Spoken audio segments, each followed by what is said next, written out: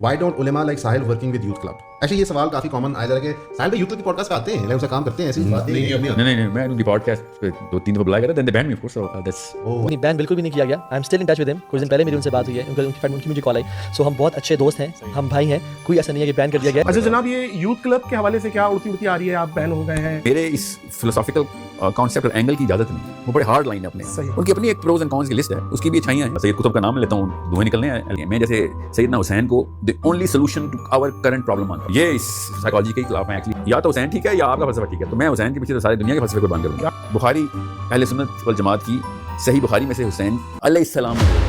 आज हम बात करने वाले हैं साहिल अदीम साहब और यूथ क्लब के दरमियान होने वाली कंट्रोवर्सी के बारे में। ये कुछ माह पहले की बात है कि साहिल अदीम साहब से एक पॉडकास्ट के अंदर ये सवाल हुआ कि आपको यूथ क्लब वाले क्यों नहीं बुला रहे, तो हैरत अंगेज तौर पर साहिल अदीम साहब ने ये जवाब दिया कि मुझे यूथ क्लब की तरफ से बैन किया जा चुका है। Why don't ulama like Sahil working with youth club? ऐसे ये सवाल काफी कॉमन आया जा रहा है कि साहिल भाई यूथ क्लब की पॉडकास्ट पे आते हैं, उसका काम करते हैं, ऐसी बात नहीं है। नहीं मैं उनकी पॉडकास्ट पे 2-3 दफा बुलाया गया, then they ban me of course, so that's हर जगह से बैन हो जाते हैं। हम कब बैन कर रहे हैं? लाइक मैं Why would they ban you? मैं इससे पहले अपने आप को दुनिया से बैन कर लूं। because I am there's a few reasons why they ban me. तो ऑब्वियसली इस हवाले से यूथ क्लब वालों के सामने किसी ने ये क्वेश्चन रखना था कि आप लोगों ने साहिल अदीम साहब को क्यों बैन किया। तो जब यूथ क्लब के तोहा इब्न जलील हाफिजुल्लाह ताला से ये सवाल किया गया कि आपने साहिल अदीम साहब को क्यों बैन किया है अपनी तरफ, तो तोहा इब्न जलील हाफिजुल्लाह ताला ने इस हवाले से बिल्कुल कैटेगोरिकली डिनाई किया और कहा कि हमने साहिल अदीम साहब को बिल्कुल बैन नहीं किया है। बात दरअसल ये है कि वो हमारे शेड्यूल में नहीं है। ऐसी बात नहीं, बैन बिल्कुल भी नहीं किया गया। I am still in touch with him. कुछ दिन पहले मेरी उनसे बात हुई है, उनकी मुझे कॉल आई।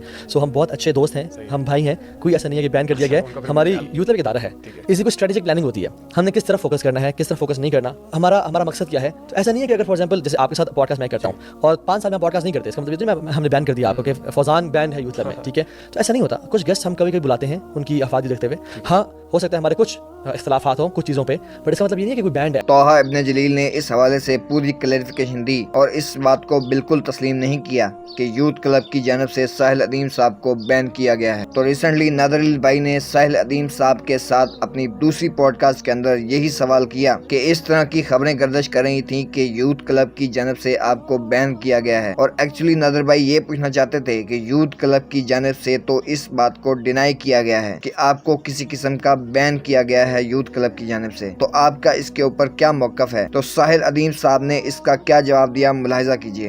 अच्छा जनाब, ये यूथ क्लब के हवाले से क्या उड़ती आ रही है, आप बैन हो गए हैं या वो आपको नहीं बुला रहे या आप नहीं जा रहे, क्या चल रहा है? आप लोग तो बड़े कोलैबोरेटिव आपकी पॉडकास्ट है और सेशन आते कभी यूथ क्लब का मेंबर नहीं था, कभी मेंबर नहीं, कभी भी नहीं था। मैं ताहा और मोहम्मद अली तो एक खैर एक मेरे ख्याल से I think he is one of the finest human beings I know. Yes he is the nicest and finest, और बड़ा एग्रेसिव स्टैंस के साथ दावत करता है माशाल्लाह। सही लगता नहीं है वो इतना नाइस है कि वो लगता नहीं है कि वो इतना स्ट्रेट ड्यूटी है। ताहा तो जान है अपनी। Taha is but there are two of my friends, they don't come to me as youth club, they come to me as friends, ठीक है।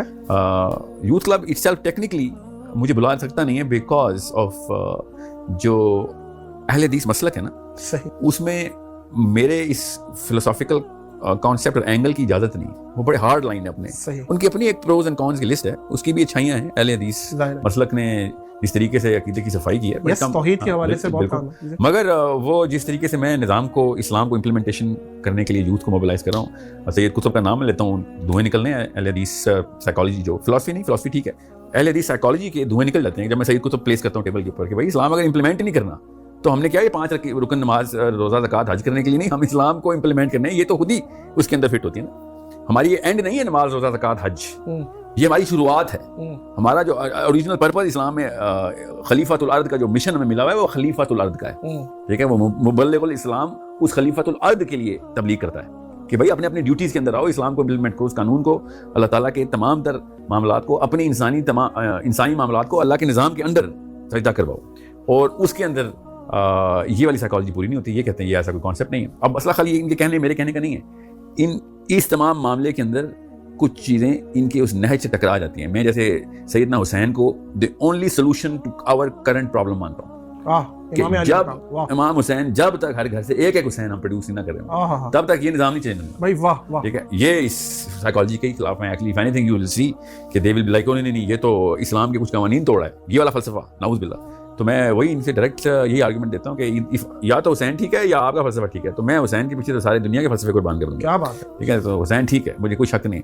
اور یہ عوام کو بات سمجھ نہیں آئے گی, کیونکہ یہ میں نے کمپیریزن کیوں ڈرا کیا ہے. یہ ان کے علماء کو پتہ ہے کہ میں کیا کمپیریزن ڈرا کر رہا ہوں, کیونکہ کرنٹ ڈیفینیشن جو ان کے پاس ہے اس وقت, اور خالی ایک مسلک کی نہیں, تمام مسالک کی بات کر رہا ہوں, اس میں میری والی سائیکالوجی نعوذ باللہ خروج کی طرف جاتی ہے. میں جیسے ہی حسین علیہ السلام کا نام لیتا ہوں, یہ کہتے ہیں کہ یہ تو خروج ہو جائے گا اگر ہم نے بڑی قوت کو چیلنج کر کے. بڑی قوت کو چیلنج کرنا افضل ترین جہاد ہے.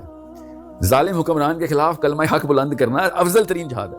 ٹھیک ہے, اور ایک جتنے بھی اسباب ہو, دنیا پوری ایک طرف ہو, میں کہتا ہوں اکیلا کھڑا ہو میں, پوری دنیا ایک طرف ہو, تو حسین کا مطلب ہی ہے. بالکل ہے. آپ سے میں نے حسین خالی ایک انسان کا نام نہیں, حسین ایک فلسفے کا نام. فلسفے کا نام. تو دوسری بات, یہ بخاری اہل سنت والجماعت کی صحیح بخاری میں سے حسین علیہ السلام میں بول رہا ہوں. ٹھیک ہے, یہ بار بار جو مجھے کہا رہا تھا نا آپ حسین علیہ السلام کی بولتے ہیں, یہ میرے نبی صلی اللہ علیہ وسلم بولتے تھے اس لیے میں نے بھی بول دیا. ٹھیک ہے, میرے صحابہ بولتے تھے میرے نبی صلی اللہ علیہ وسلم کے, اس لیے میں نے بولا ہے, اور حسین علیہ السلام ہی کہا کریں.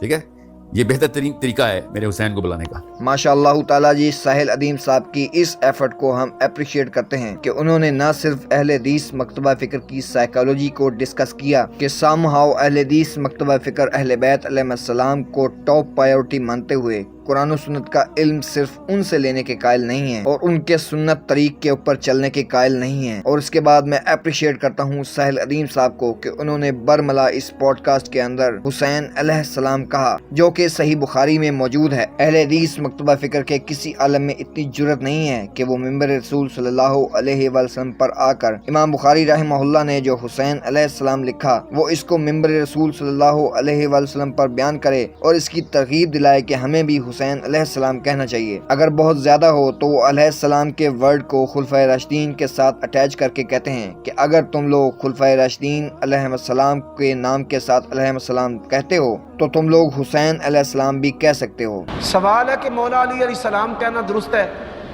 بھائی مولا ابو بکر علیہ السلام بھی کہے تو درست ہے. ابو بکر کو رضی اللہ عنہ کہیے اور حضرت علی کو مولا علیہ السلام کہے, لوگوں نے تو پھر سمجھنا ہے کہ علی افضل ہے, ابو بکر نہیں افضل.